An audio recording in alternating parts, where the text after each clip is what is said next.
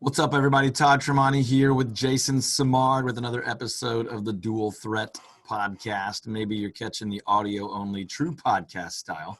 Maybe you're watching us on YouTube. Either way, we're glad to have you. Make sure that you check out our other episodes. What we do is we get together and throw out a topic that is valuable to one or both of us, and we discuss it and try to help each other. And obviously we share with all of our friends in the real estate community as well. So hopefully you're catching all of these because that's why we're recording them. So today we were going to throw out the topic of hiring and just kind of bat that around a little bit.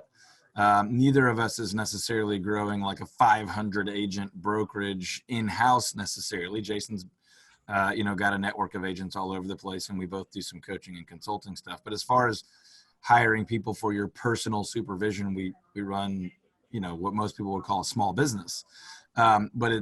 I would argue that it's even more important, and there's less room for error when it comes to hiring when you're just going to have handfuls of people as opposed to buildings full of people. A bad hire can hurt you really bad, and a great hire can help everybody, a lot.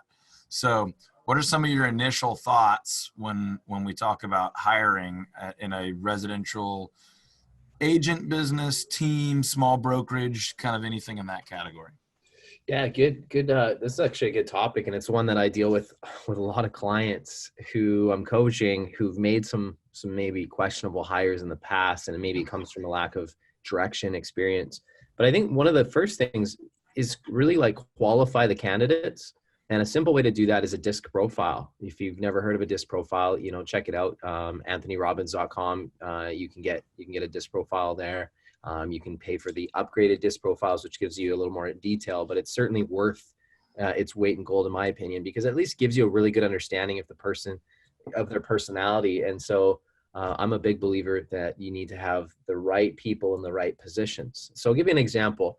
I have a student right now that I'm coaching who hired an extroverted people person who loves, just craves people and wants to be out there. And she was hired into an administrative role where she has to work independently in an office 8 hours a day, and her attention to detail was minimal. She had a very low attention to detail on her profile. And of course, the person who hired her didn't do a DISC profile, didn't understand the importance of doing that. So what are we having to do now? Well, we're having to kind of career counsel this person into a different role that's going to be better suited to them. And of course, it's been 2 years that she's been in this role, which, has had some strengths and weaknesses. So that's kind of my take. Is you probably start by screening your candidates a little bit ahead of time and get to know the personality profile before you decide the role, if they're fit for the role. Yeah. I mean, just what you said brings up dozens of thoughts, right? So let me just back away and start by saying not everybody should go out and hire a ton of people, but when you've deemed that it's appropriate through some discerning thought to make some hires, I don't think anybody's cracked the code on how to find the world's greatest applicants, right? I think that's kind of a numbers game, like a lot of lead generation and prospecting, right? You need to generate a bunch of prospects. We use a company called Wise Hire. I don't get anything for recommending them, but they do a good job. It hasn't blown our minds, but it's the best thing we've found that sort of automates some of the collecting of that DISC profile, resumes, history, and a little bit of kind of scoring for fit and things like that. Jason and I have talked offline about this quite a bit, but we do the DISC. We do a phone screening interview. Sometimes you do a second lengthier phone interview.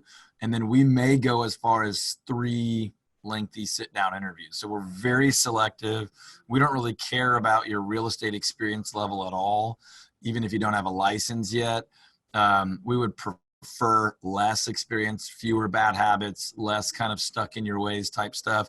We're hiring based on values, obviously skill set. I mean, someone's got to kind of meet the bar of mental, intellectual ability and level of engagement and all that. Those are just givens, though.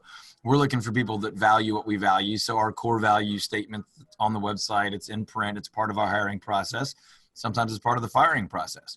But all that to say, what Jason's talking about with one of his coaching clients happens all the time. I've done it, and I've walked a ton of our coaching clients through avoiding that mistake or kind of appropriately acknowledging their fault in that and leading their people out into better roles or out of their company into a better environment.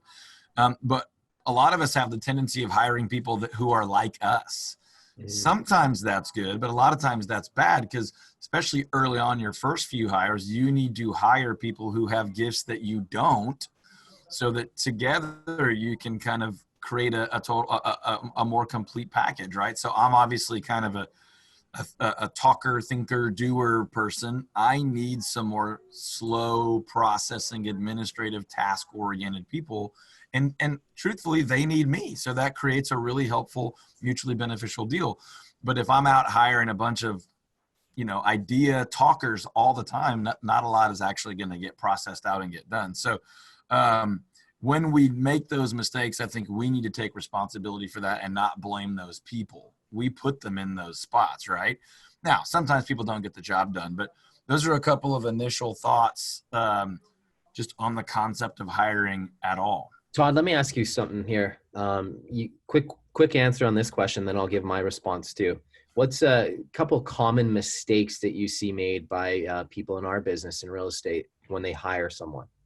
I think people hire out of desperation, right? Or what they perceive as desperation, right? Like, we're not selling enough houses, I need more agents. Or we have leads I can't follow up on, we need more agents. Or I hate doing that, I need to hire someone. And those aren't the worst motivators for hiring. But when that forces you to just like impulsively go fill a hole, that's almost never going to be an ideal hire, right? That's my shortest answer for that. How about that? Yeah, well, it's funny because I was going to say the same thing. I've seen that mistake made over and over, where somebody hires someone despite some red flags or, some things that they think, but because they're just like, I just need somebody, I just need a warm body in the seat. And I'll say it's worth taking the longer pain of waiting to put the right person in the seat than to just put someone in there to fill a body, because that mistake is going to come back to you. And it does. I've seen it over and over and over with students. It's like they made a poor hiring decision prior to me working with them, and now they're having to deal with the repercussions of it.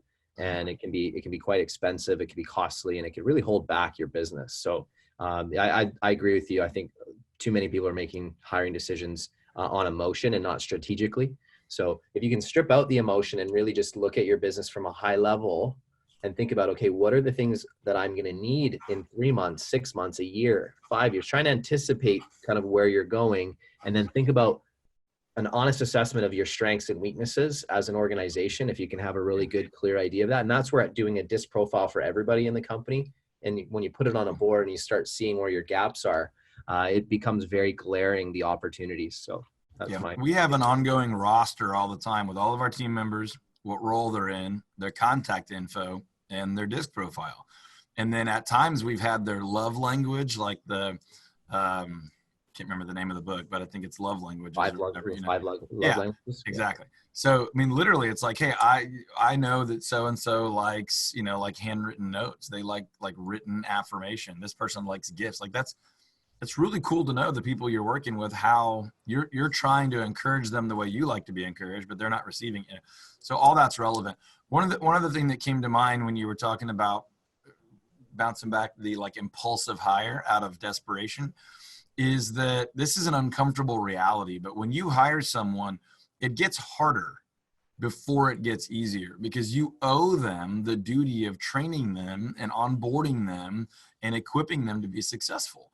And I think more often than not, people in the real estate world who are hiring they're hiring because they're having success, right? They're busy. They've got clients, they've got leads, they've got whatever. And so they may not say this out loud. Some people will go as far as to say it, but they're hiring so that they can dump all that stuff on somebody and then run away, right? Mm-hmm. It's like, hey, put all these fires out. I'm going to go sell more houses. Well, that is almost never going to work. And if somehow you get lucky and someone who is like that level of capable comes in, they're not going to stay there very long. Not if that's how you're treating them or that role.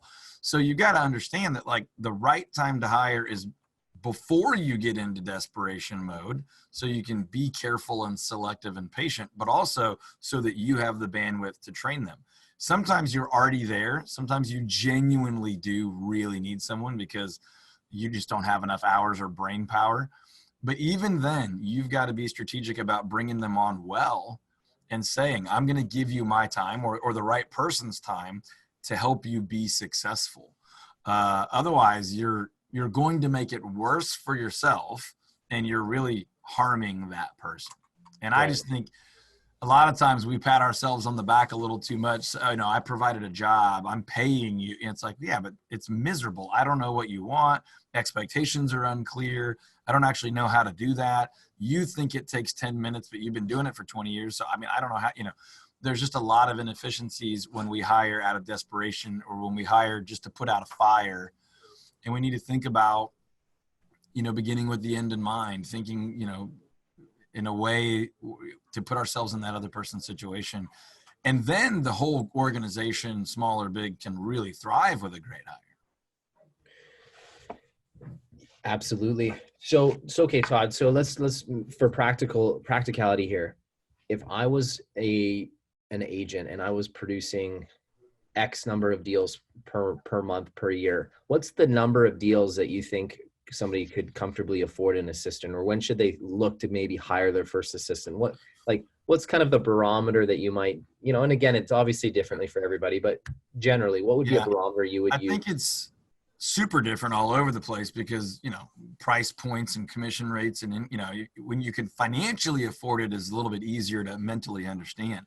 I think the time and bandwidth, budget is harder to discern for a lot of people, right? Most markets, I would say, if you're an individual agent and you're working mostly buyers and you start working more than a buyer a week, you start getting into that 5 or 6 a month, man, an administrative help is going to change your life. It's going to absolutely blow your mind. Then you could go from struggling at 5 or 6 to, being super busy, but really enjoying 7 or 8 and pay that person well. And they'll be learning at light speed and you'll be able to breathe again. What a lot of people will do is get to that 4, 5, 6 transactions a month, hire the administrative person and not add any business, because even at that point, it's still financially very feasible to do that. And for you to then actually, go on a date with your wife or, find someone that you can spend time with, whatever, or get back in the gym, whatever. So how you use that flexibility is cool, but I wouldn't be out there hiring administrative help as an individual agent if I wasn't at that 1 a week-ish pace. What do you think? What number would you say? Yeah, I agree with that. I always kind of say, look, if you can get consistently doing a deal a week for a minimum of 90 days and you have a pipeline, that could be a good time for you to start thinking about hiring an assistant. Yeah. So let's flip that then. So I've hired an assistant now. I'm doing about a deal a week. I've hired an assistant. What kind of things should I do with that time that I've freed up now? And again, I have some opinions on this. So this is a really good question. I'm going to give you the same annoying answer and then I'll give you some notes, right? But it obviously depends a little bit on your gifts and your abilities, right? I think it's a total misnomer. I think it's totally, I'm just going to say bad. I was almost going to say abusive, but this idea that everyone needs to lead the same way, right? I have unique gifts and abilities. Jason's are different than mine. A lot of them are the same, but some of them are different. I know some really introverted people that lead teams of real estate agents really well. That's not the stereotype. Super high DI driver. Everyone's not that way. Sometimes you'll see some really systematic, caring, compassionate people that lead really well.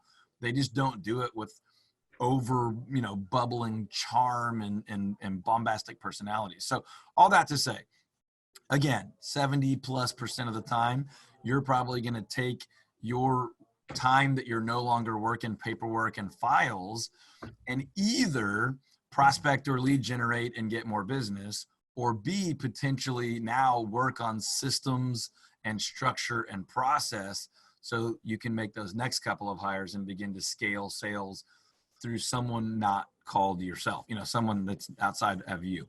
So you might have just been grinding, like you're gifted, you hustle, you work hard.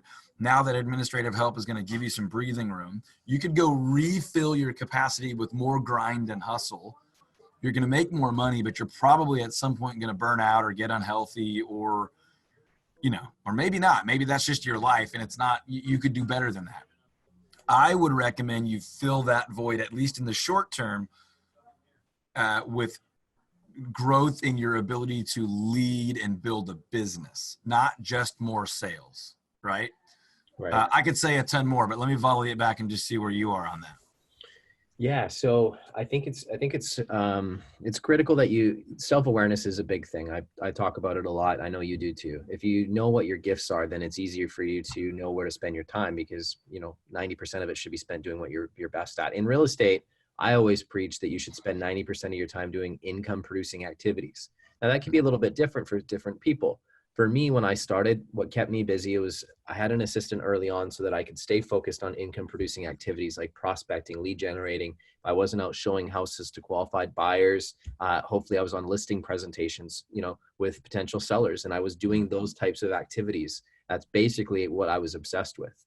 That helped me build the revenues that I needed to be able to leverage and start making investments in people. So instead of buying toys and investing in myself, I actually invested in people.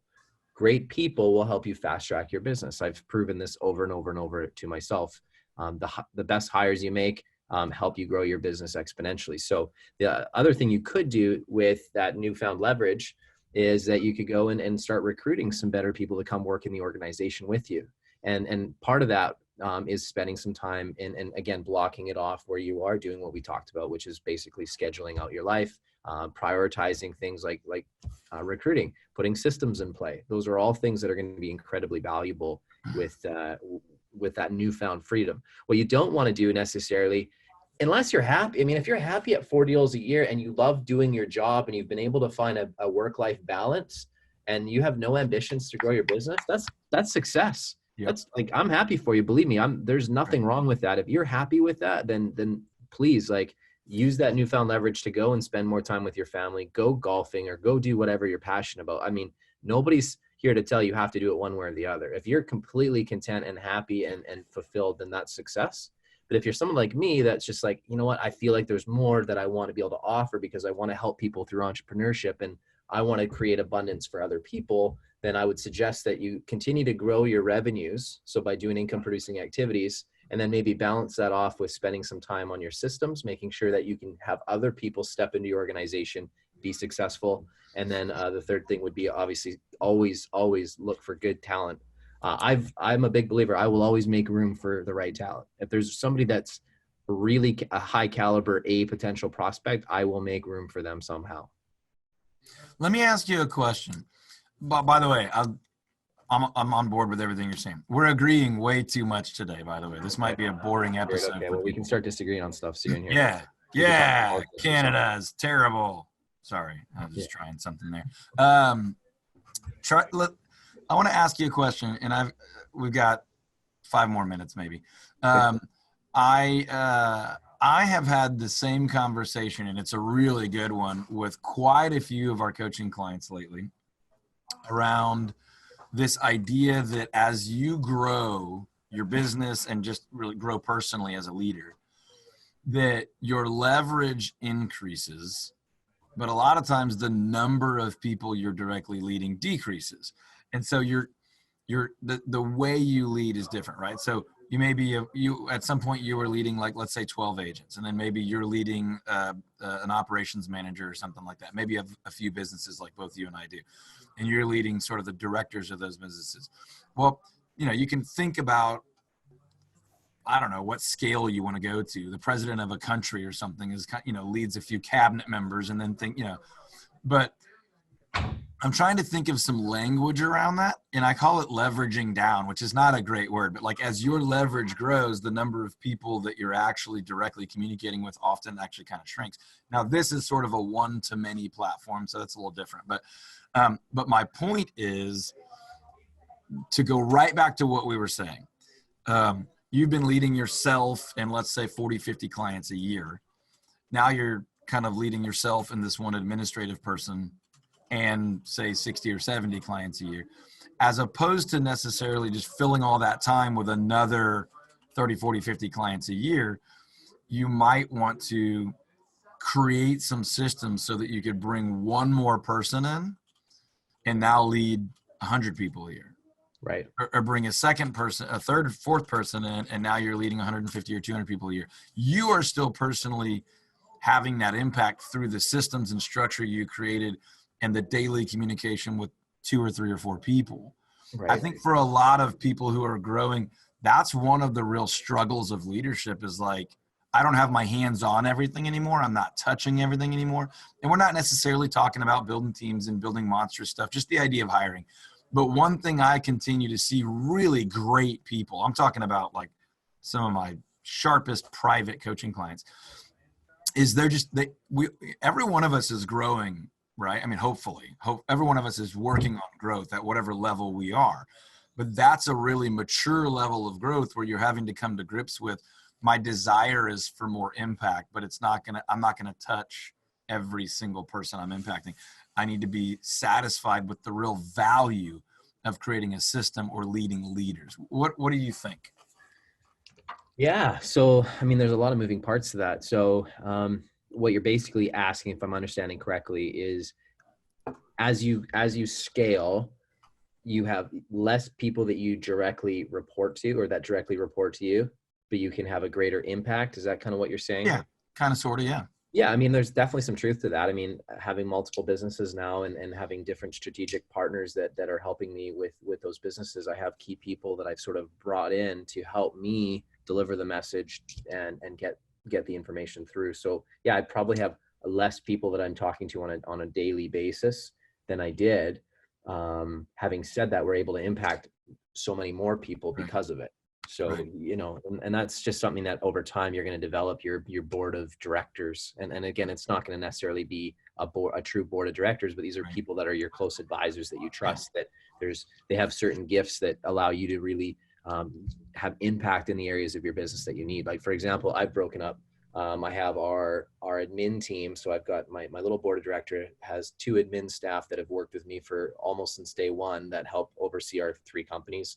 And then I have 2 people that help me run our sales and training operations for our 3 companies. So I've got effectively a board of 5 people. There's 4 others and myself that I go to, and then we work together to kind of solve problems. And they have, you know, very clear focus areas that they focus on to make impact in our companies.